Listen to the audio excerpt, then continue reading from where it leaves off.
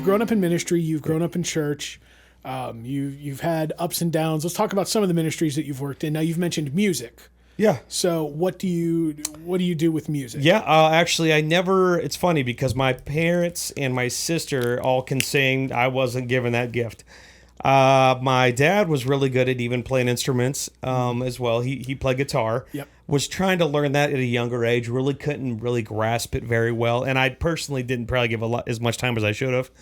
But then all of a sudden, I noticed I was just always good with rhythm and being able to pick up beats and things of that nature. So I tried drums, didn't really go to that. But then I did percussion, congos, bongos, things that went chimes, like all that filler stuff. Yeah. And that's what I did. And I really started doing a lot of that when we became pastors here at Festus, and we had the cave, the youth facility was down on Main Street. Yes. And I got to do that for praise and worship. And so I got to really excel with that. I still have those instruments as well at home. Maybe one of these days I'll let my boys, take over. They they'll beat on those things every once in a while. But that's for me, music. I've always been a part of music, and music's been a part of me. And music has, I know at some point we're going to get on that topic, but music is always going to drama as well. Yeah. Has that shaped into some other that's stuff. Rhythm. Oh my gosh. That is more rhythm than people understand. That's its own podcast. That's its own podcast. Yeah. Oh I my mean, gosh. we got time. We got all the time in the world. But no, music is, because I'm a musician as well. I do play guitar. Pretty much anything with a string or a fret you give me, I'll figure it out in a second. That's right. Which, I got to interrupt you because I got to give you accolades. I've always been impressed, and kudos to you for teaching yourself, because I remember when you did a lot of that with Steven and Tyler Cox, and doing a lot of your buddies at that time. You guys taught yourselves how to play. You guys really were together. Kudos to you all for doing that and working through that together, because that was amazing. It was tough because there was a lot of stuff, and anybody that's out there that's going to do music, if you teach yourself, you will have to unlearn bad habits. Because the worst habit, like a guitar, so you have the neck, I would always tuck my pinky underneath the fret. Interesting. I would not use it as a finger. I would stretch the other one. So I have like an unnatural kind of stretch with these two. Okay. This one I would always tuck, and I would never use it as a finger, even though it's an independent digit and you can use it. It was a bad habit I had to unlearn because I was self-taught. Now, this self-teaching, it is a climb, and you do respect it more because it was tougher to get. There are people I've known that have been gifted with talent. Yes. And there are people I've known that have worked for skill. Sure. That's a good way to put it. I like that. Yeah. And I'm not knocking talent. Talent not at all. is God-given, but there comes this plateau with it. It's like, well, I've always been here, so I don't have to work to go anywhere. Versus skill has been I've been at the bottom, and now I have to climb this mountain. And as music, you never figure it all out. No, and that's funny you say that, because I felt like I was gifted mine. You felt like you really more or less had to, I'd say, earn yours, but you kind of did, because you taught yourself to work that way up. I felt like it just came to me. I would hear a beat, and that's what I would just play. And I would just know how to do that. No one taught me how to do that. I taught myself, and it came like nothing to me. Some kids are just savants with that stuff, man. And it kind of depresses me a little bit, because I'll see an 8-year-old kid bust out Eddie Van Halen Eruption. And I'm like, I've been playing for 15 years. I still can't get that one, my guy. Whatever. Yeah, I've been playing for twice your life. Oh my gosh. That's so true. There is that talent. And with percussion and rhythm, that is something you can feel. Yeah. It's almost like perfect pitch. If you don't learn perfect pitch as a child, as a small child, you can't learn it. That's true. And it's like with rhythm, you can learn that at a very young age, and it can just become second nature for you. Yeah, absolutely. It all just depends on the environment you're raised in. Yep. I was raised with my father's a musician. My older brother played guitar. I actually still have my older brother's guitar. That's cool. Which is the one I learned on. That's cool. And it was one of those, I learned, so funny story. At the school here, the church school that was here, we used to bring our guitars and play during breaks. Okay. Oh, yeah. And there was one student who constantly berated me. Okay. And he was better than I was, and all this other stuff. And I'm like, he's still good. But he one time turned to me, he put his hand on the guitar, and he said, "Stop. You're never going to be any good." Wow. And I was like, I got my reason. Sound like he was your sandpaper to get better, just rubbing it really you. was. It was. I put the guitar down in the case and I walked out of the room because I was very upset. Sure. And like I was almost in tears. I'm just like, maybe I won't be. And I was like, well, you won't be if you keep putting your guitar in the case. Like, go get that in practice. Point. Yes. And it was very much that spitefulness that God then turned into, okay, you learned this out of spite. Now I'm going to use it for my good. Awesome. You're going to play on a worship team. And I was like, all right, cool. I guess if they, Yeah. And the rest is, history. That's totally. the beautiful thing of music is like, there is a use for it. And God does have a plan for it. That's why he sends Judah first. That's why music is integral to existence. It is.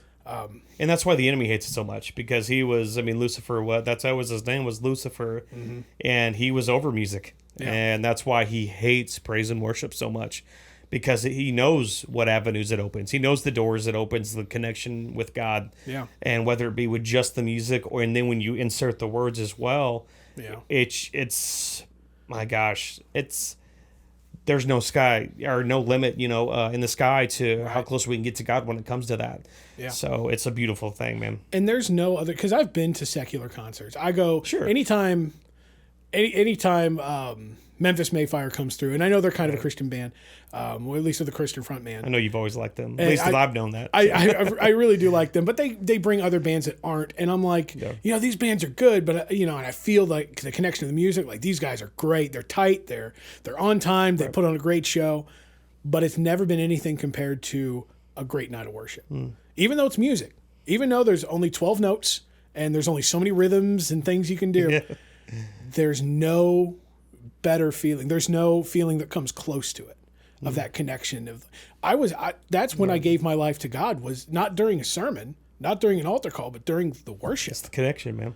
It was during the worship I had that connection with him. And I'm like, I've never outside of this area felt that any other concert. Well, that's why I believe that, as Pastor says, as my dad says, that, well, you're just praising out of emotion. Of course we are. That's what we're going to praise out of. We were given emotion. Yeah. And that's our connection with God, is that emotion. Yeah. And whether it's through tears or through anger, whatever it is, it just really strips you down to where you're just, naked before God, in a better term, transparent before God. And it just, you're so vulnerable. And that's when it just hits you like a ton of bricks. You're like, okay, God, that's it. I'm just going for you, and that's it. And I'm sold out. And you never know when it's going to hit. Yeah. But it's when we put in our obedience and our effort towards him.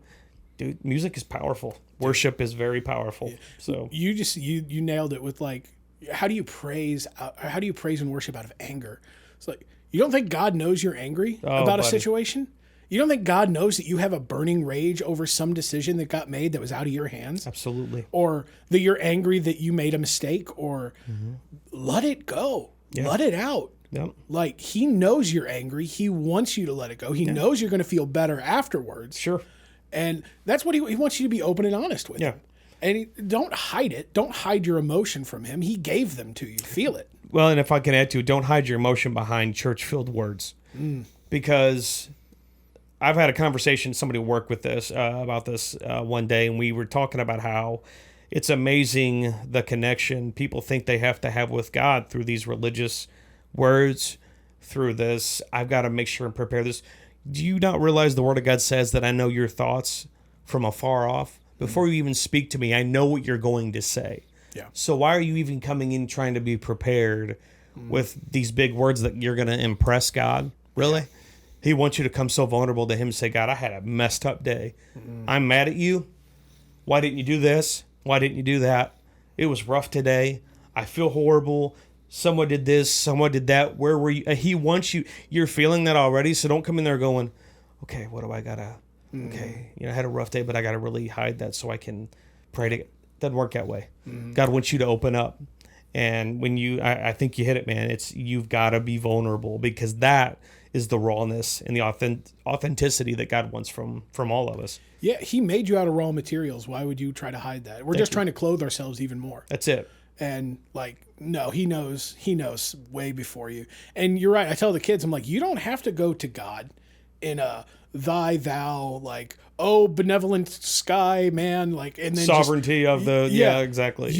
You can talk to him just like you talk to your buddy. It's He's like, your dad. Talk to him like your dad. He's your dad. Yeah. You know, just have a conversation. He's not worried about the type of words you're saying. He's worried that you're saying words to him. Right. Like, he's going, okay, I need to say all this on my prayer list today before I really get to life issues. No, just talk to him. Yeah. Just talk to him. And it's as easy as that. And some people, they get it in their heads, and I understand why they do, because tradition. It is. It's tradition to. I've been trying to get away from ending prayers with the responses I've always heard, like, "We'll be careful to give you all the praise, glory, and honor," which is what I've been hearing for like 10, 20 years. Oh yeah, forever.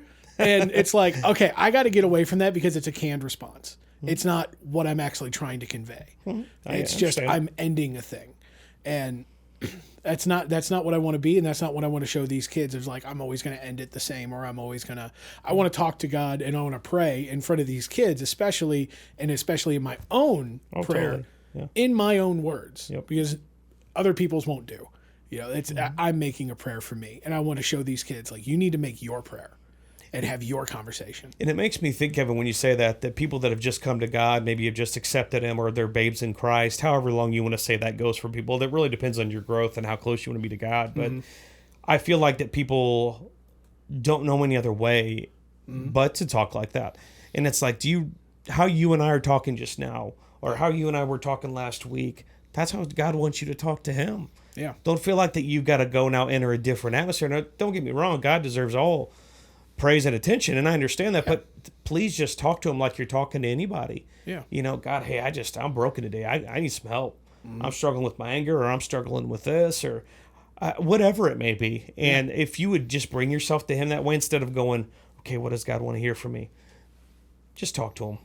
Walk around. You have to do it with your eyes shut, and walk around with your eyes open, enjoying nature. Whatever. Walking around your home. Being at work, driving. That's my prayer closet. I've always said my prayer closet's on 4 wheels, and that's always how I talk to God, man. And he's sitting right next to me. And we're just chatting it up. Exactly. Sometimes it's yelling, and I'm mad. Sometimes I'm laughing. I'm just laughing at the littlest of weird things, crying, whatever. Sometimes I'm just sitting in the presence, not saying a word. Yeah. You just never know, man. No, you don't, and you have to give God those moments. Because it's like, we talk about like the busyness of it, and talk about like finding time for God, and it's everybody everywhere has these issues, and they are these perceived issues. Sure. Because sometimes it's like, well, maybe I don't need to watch another episode of something on Netflix. Maybe I can take 10 minutes and just read a chapter and like soak in it and study it, and like, what's it going to speak to me? Oh, totally. I don't even care if it's a verse of the day from your Bible app. No. There's no shame in that. You're getting fed. That's right. You're getting fed. That's right. Like, and don't even just read it in your head. Read it out loud. There's something about speaking the word of God. Yep. There's power in it. It's the Spirit. People are like, I always feel so much better after I've just spoken the word or read it. It's like, well, because there's power in it. You don't realize the power that's in the word of God. Yeah. Just read that one little scripture, that one little verse. You don't even realize what you're doing. Power of life and death rests in your tongue, man. That's it. And because like you say, like driving, your prayer closet's on 4 wheels. I feel very similar to that. Because I'll be driving up and down the highway doing whatever, and God will give me a word, and I'll never preach it to anybody because it's for me. That's right. That's right. And it's like, I don't know what I'm saying, but you're speaking through me, and I need this right now. Yeah, you're like, oh, do I need to write? No, you need to write this down. No. God's like, this is for you. Yeah. Okay, this is for you. This is what your heart needs. This is what your mind needs, your body needs. I'm giving this to you. You keep it. It's yours. I love it. And I'm like, thanks, man. I really needed that today. And to me, those are some of the best messages ever preached, are the ones that are unknown. Yeah. And that's the best thing for people is like, oh man, you should have heard what. And I think God does it that way because if we tried to explain it to somebody, they're going to be like, I have no idea what you're talking about. All right, cool, awesome. That sounds great. Really? You're not impressed by that? But it's like, well, God's like, see, I told you. Yeah. You need to tell nobody. That was our moment. Yeah. That was our moment. Yeah. It's like you had to be there. Exactly.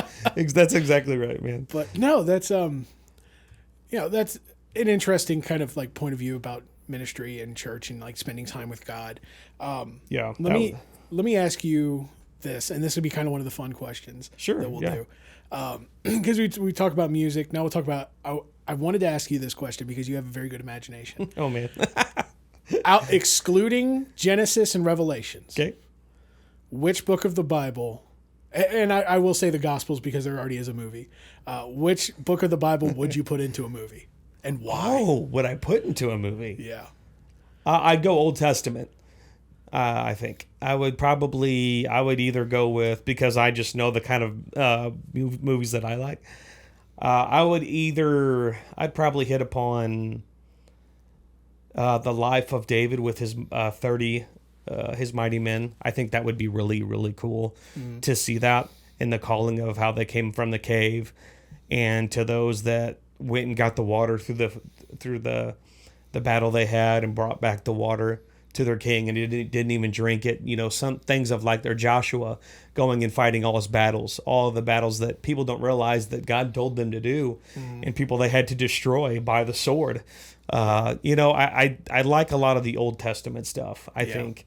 And then of course I've always been fascinated with how the disciples died and their lives got taken, being martyrs of Christ. And I would love to somehow bring that together and show how much that meant to them, because they died for something that they believed in, just something they believed in. Yeah. And the things that they went through physically was just horrible. People don't even realize, if you really study it out, there were some horrific things they went through before they even died.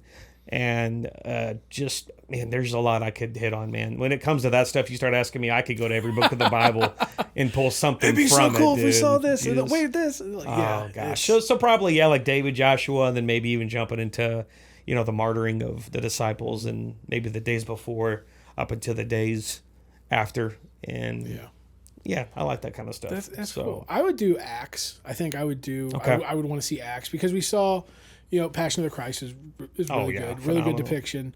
And it just, it touches you in a place in your heart, and you're just like, every time you watch it. Oh gosh, But I want to see after. Yeah. The upper room. I want to see how they went through the acts of the disciples, and like, okay, our master's gone. Like, now, where are we? Here we go. Oh. And now we roll up our sleeves and we do this. And I think that would just be an interesting movie of just starting there. Is like, well, he's gone. Now what? The upper room and the tongues of, that'd be cool. That would be really cool. I think it would be. And also, I mean, Elijah doing the 450 prophets that's what of Baal. I'm saying, dude. Like you would could just but I would want to do the dichotomy, because I always preach this when I talk about Elijah. It's like, yes, he did this awesome thing, went up against 450 prophets of Baal, called down fire, God consumed the altars, they slew all those prophets, did this awesome thing, had so much faith that he was able to do this, and then I turn the page and he's hiding in a cave, afraid because some woman said she's gonna take his life. I'm glad you brought that up, because you talked about this with our pastors and brought that up. And it made me think, and it really did. And I'm glad you brought it up, because I wanted to actually mention this to you. Is it really true that it's not so much as actions speak louder than words, but words really do speak louder than actions? Because it was Elijah's actions that brought forth the words. And it's, you know what I'm saying? And I really feel that it's words hurt us more than the power of maybe the world that's around us, if that makes sense. And he was so worried about someone going, "You're mine. I'm coming after you, and we're going to kill you." That was it. He's like, "Okay, God, I want you to kill me, because I'm not doing this. I don't want some." Do you realize what God just did through you? Yeah. And all these. I'm confused, Elijah. What's going on here? Yeah. But it's the words of people. It's amazing how there's life and death in the tongue. Yeah. And it came against him, and it was all of a sudden that was his weakness, I guess. He was used by God in such a powerful way. And when you brought that up, I thought, it's amazing how we don't realize really words can be more powerful than actions. Yeah. So, because it'd be like if you walked up and punched me in the face, I'm like, okay, that hurts and it'll heal, but I'll just be like, all right, whatever. Like, I got punched in the face. Right. If you were to tell me, is like, Kevin, I don't think you're ever going to amount to anything. Oh my gosh. I don't know how long it would take to recover. Isn't that amazing? Because it's just words, but it's like, I respect your opinion. So it's like, I've always looked up to you throughout all the years. You've always intimidated me quite a bit. Sorry about that. I don't mean that for you. It's not your fault. It's just like, I've always been intimidated by, guys that are much cooler than me. But that's how I was when I was a kid. I understand. And it's a confidence thing. It's a worth and confidence thing. And that's why if somebody were to say stuff like that, I'm like, not giving any of you ammunition, by the way. That's right. That's but like, that's why it would hit so hard. Sure. And like, I'd kind of curl into a ball. and just be like, man, am I any good? If this person thinks I'm not good, maybe I'm not. Wow. You know? That's powerful. But again, words of affirmation, though, isn't that true? Yeah. We so want to hear, maybe that was Elijah's thing and we didn't even know it. Yeah. He needed to be built up verbally, but then when he was torn down verbally, that was it. Yeah. I'm done, God. Yep. I'm done. I mark my life down here. Let me die here. I'm finished. 'Cause he and even God's said like, it. where are you right now? Yeah. You know, like, why are you thinking this? He even said it. He's like, I'm no better than my fathers. I'm like, what's that have to do with anything? yeah. You're not your fathers. You're not your father before him. You're you. And look what you can do. Like, it's very much like, yeah, it's words of affirmation. That's very important. I did the love language test thing. That was my number one. Same. That's why I brought it up. I'm saying, Yeah. you tell me that I'm good or golden, I'll use that for months, dude. Months. I told this story to my staff the other day, and I was like, because this was, I think, 10 years ago when college and career just started here. And there was this one girl who came in. I never caught her name or anything like that, but she's like, you got a great laugh. And I still think about that to this day. You're talking about it now, right? Yeah. Exactly. It still pops in my head. It's like, she said I had a nice laugh. That's awesome. That's a good compliment. I'm going to take that. But man, you can pay as many compliments as you want, but it's that one negative thing that you carry with you. Isn't that amazing? I wonder why sometimes, Kevin, because we're deep thinkers, but it's like, I wonder about stuff like that. Why do we carry that? Yeah. Oh, we all do. Everybody does. Yeah. We're just built all these amazing words somewhere, and then one little thing, someone comes in and goes, you're not going to be anything. Why do you even do this? Man, I don't know. Yeah. And then we just dwell on that. Yeah. Do they see something I don't? Right. Like, why do we do that? Or it might even just be something deep seated in you. Is like, I truly believe that about myself. And it could be something you have to like cut out of your own, your own self of like, I need to get rid of this kind of thinking. I need to get rid of this kind of opinion of myself. Right. Because it's not about me. We said that earlier. It's not about me. Why would I don't care if I have a statue or a day, a week, and a flag. That's not what I'm doing this for. Why also do I have to carry what you're giving me? You're giving me this bag. It's not mine. I didn't order this. So true. It came with the meal. So true. Yes. Like, that's why my wife and I try to teach our kids this. We go, you're a product of who you hang with. I was having this conversation with my son today. Mm-hmm. We just got on topics of friendships and friends and stuff like that. And I go, but it's you really are a product of who you hang with. Yeah. Whether it's negative or positive. Either or. It is. And so if you leave people in your life that are going to just kind of they're calling you a friend, but they're going to keep degrading you or say bad things, why are you around them? Yep. Why? Yep. Well, I have no one else. That's what you think. Yeah. Because we're comfortable. We're scared to go and ask for someone else's friendship who actually probably has been looking at you to wanting to be a friend for a long time, and you need them and they need you, but yet you keep this cancer around that eats at you because it's little by there. little, and we're used to it. It's sad that people get used to negativity in their life, or negative affirmation, if you want to look at it. Yeah, they praise you for being bad. You become a prisoner to you do to other people. And it's a very toxic, like gaslighting kind of relationship of like, it is. They need, and what's really sad is like they need you more than you need them. They need you so they can feel better, so they can push you down, so they can.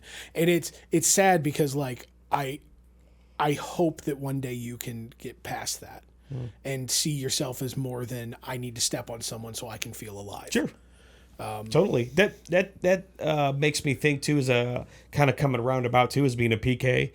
I have always wondered who I could go to and be confidential and trust them with just what I feel or what I can say to them. And because without them going and talking to others, saying what? Because you do bad things? No, it's because it's saying I struggle too. Yeah. Or I'm having a rough moment or a rough season, and I got to be able to unleash that somewhere and trust somebody that they're going to be able to hear me out and not talk to nobody about, but we can bounce off each other. We can pray, we can talk, we can vent, and know that I have that confidence. And when you're raised in that kind of stuff, it's hard to find people like that. Yeah. And they're out there, but I've got to be able to have that trust in them too. You got to take that first step into vulnerability of like, it's hard, man. Here, can I trust you with this information that you're not going to write it down in your logbook and then take it to someone else? Did you hear that?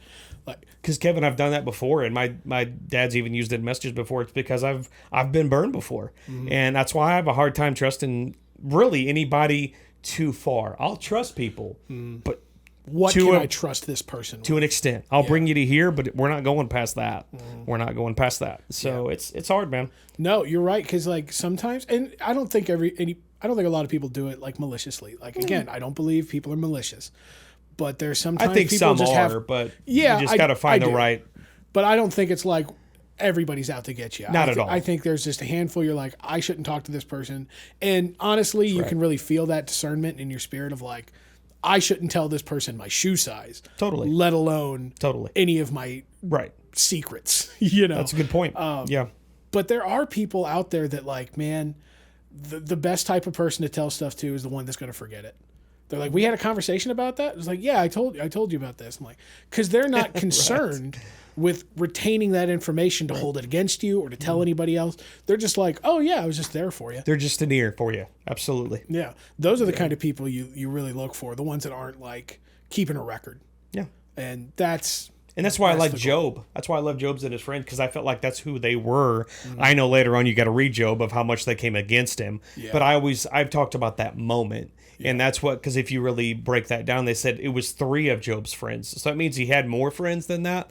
But to me, those were his inner circle friends that said, he's going through something. Yeah. We just need to go. We don't even know what he's going through. And it said they noticed from a distance, they scarcely even recognized him from a distance. Yeah. And said, wow, he's going through something. We need to be there for him. And then when they seen him, they just sat in the dirt with him. And that's the kind of people you need. Yeah. Just to sit there and go, if you need to talk, let it go, let it out. I'm just going to sit here. I'm going to be here for you. If you tell me if you need me. So I think we all need somebody like that in our life. Yeah, for sure. It's that, who do you let sit at your table? We talked about that a couple of years ago here at this church. We did a whole sermon series on it. Yeah. I think we actually spoke at those. I think so. Yeah, that's coming back to mind. Yep. Yeah, and talking about like who you know, what do you bring? What do you want at the table? Who do you bring to the table? Who do you let sit at your table? And that's. Man, that is so key. It is. Because, like, you got to trust those people who are sitting at your table, who are partaking life with you. And, like, because there are people who will use that stuff to your downfall. There are. And it's sad. Yeah, it is. It's because some of them are even just raised that way. Or that lifestyle was just a part of them, and they don't know any different. Yeah. And so that's what's sad, too. You've got to help them get out of that thinking, you know? Yeah. So. But that, and I tell the kids this, too. That you're not alone, and we're not meant to go through life alone. No. We just one of the last sermons we did was called Traveling Companions. We did it on what do you call it? 14th of February. Okay. Valentine's Day. Oh, Valentine's Day. Sure. Yeah. We did it was kind of like that, like who you choose to go with you in life, like a spouse, but also like friends. Okay. And I did the same thing like they did up there today with holding up his hands and having Aaron and her just kind of holding up his hands, getting a rock. Like, that's the kind of person you want at your table. Absolutely. The one that's going to see you up there and see that you're tired. They're going to get you a chair and they're going to hold your hands up. When you're too tired, too weak, too broken, too beaten down, they're going to hold your hands up because they know how much it means. And you know what makes me think of the kind of friends that are like that? It also, this is the kind of how I pull scripture out too. That same scripture we heard about today in today's sermon was, you never heard that he said that he needed help either. They recognized it themselves. Yeah. So your friends need those kind of friendships and people in your life. They don't have to tell you when they need help. They don't even have to say, hey, come on, man, didn't you say I needed you? They noticed. So to me, that's like great friendship to have, is to know you have someone you're looking at going, they're acting different. Yeah. They need something. Right. And Aaron and her seeing that, he needs us right now. We need to get up there right now. He's not going to tell us because God's called him for more. He's not going to sit and, hey, come up here. I need your help. But they did it anyway because they recognized the need because their eyes were open to it. Yeah. So, well, and that's what friends should do, man. That's the whole love. That's the whole we're going through this thing together. And when you recognize you've been friends with someone long enough to know they're being different, you have to. At that moment, I have to talk to this person. Totally. It's going to be awkward. I'm going to have to ask questions that I don't want to ask. Yeah. Or I'm going to have to do things that maybe I don't want to do. Right. But I know my friend needs it. That's it. And if I was in that position, I would hope my friends would do that for me. Absolutely. And those friends are probably wanting that. Yeah. They just won't. They don't want to either ask you or feel like they're not worthy enough to be asked. Yeah. You know what I'm saying? Oh, and so 100%. They want you to do it. Yeah. They do, but they're not going to tell you that. Yeah. And I'm that way too, man. I'm like, dude, I'm in my own mess. Leave me here. This is my own creation. I believe every bad thing I've ever done has been my fault. I don't need anyone's help. I don't deserve anyone's help. Right. And that's sad. It's the friends that are like, yeah, forget all that. Like, I'm gonna help you. Anyway. Right. Yeah. Okay. Whatever. Anyway. Yeah. So where are we gonna go? We're quit being sad. Yeah. Like, we're gonna go hang out. We're gonna have some fun. Yeah. Yeah. We're gonna get you out of this junk. Yeah. Yep. And that's what. Gosh, man, that's the best feeling. It is. It is because then you're on somebody's mind. Because what do all of us want? All of us want to be loved. Yeah. All of us want to be accepted, no matter what anybody said. Because, like you said before, God made us for relationships. Yeah, that's right. He never made us to be by ourselves. He never did. Never.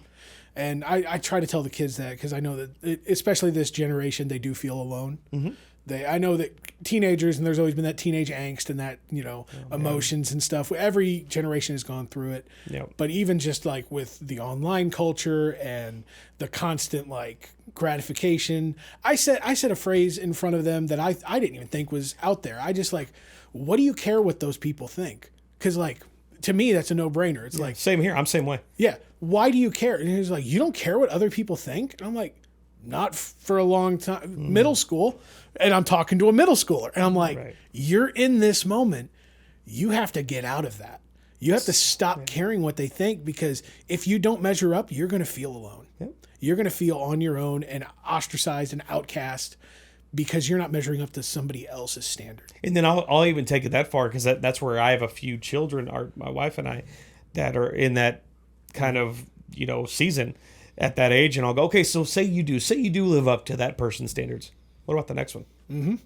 And then the one after that. Yep. You're going to live your whole life that way for each and every single person. Wow. Wow. Good for you. You made it for one. Mm-hmm. So we try to teach them like the same. Yeah. Let it go. The goalpost moves. Every year, every month, every day, new thing comes out, the goalpost moves. Oh, yeah. Because if people can get you to do one thing, they're going to try to get you to do another. Mm-hmm.